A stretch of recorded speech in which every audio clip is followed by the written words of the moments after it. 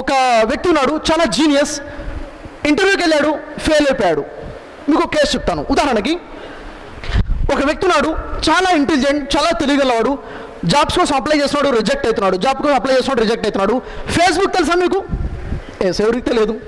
Facebook company ఉంది కదా, ఆ ఫేస్బుక్ కంపెనీలో అప్లై చేశారు, జాబ్ కోసం అప్లై చేశారు, రిజెక్ట్ అయిపోయాడు. ట్విట్టర్ కంపెనీలో అప్లై చేశాడు, అక్కడ కూడా రిజెక్ట్ అయిపోయాడు. సఫరింగే కదా, బాధపడాలా వద్దా? ఇంత టాలెంట్ ఉంది, ఇంత జీనియస్, ఇంత టాలెంట్, నన్ను రిజెక్ట్ ఇక్కడ అక్కడ ఎక్కడికి వెళ్ళినా రిజెక్ట్ చేస్తున్నారు. ఎందుకు? సూసైడ్. ఏముంటారి? కానీ ఆ బాబు ఏం చేశాడు తెలుసా? అలా చేయలేదు. నాలో టాలెంట్స్ ఉన్నాయి, నేను నన్ను ప్రూవ్ చేసుకోవాలనుకున్నాడు, యాక్సెప్ట్ చేశాడు.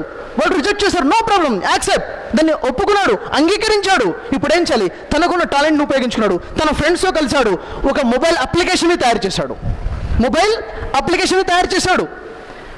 అది తయారైన తర్వాత ఏ కంపెనీ అయితే ఫేస్బుక్ దాన్ని రిజెక్ట్ చేయడం జరిగిందో ఆ కంపెనీ వాళ్ళే $19 బిలియన్ల ఆ సాఫ్ట్వేర్ని కొనడం జరిగింది. దాదాపుగా 1 లక్ష కోట్ల రూపాయలకి అదే ఫేస్బుక్ వాళ్ళు కొన్నారు.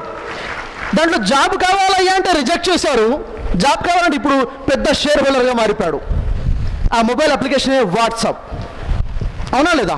మిస్టర్ బ్రెయిన్ యాక్షన్ అనే వ్యక్తి. ఇప్పుడు చెప్పండి, మేము ప్రశ్న అడుగుతుంది, ఎందుకు చెప్పానో తెలుసా? ఓ ప్రశ్న అడుగుదామని. తను ఫేస్బుక్లో జాబ్ అప్లై చేసి రిజెక్ట్ అయిపోయాడు కదా, అప్పుడు ఓడిపోయింది ఎవరు? ఫేస్బుక్ ఓనర్సా?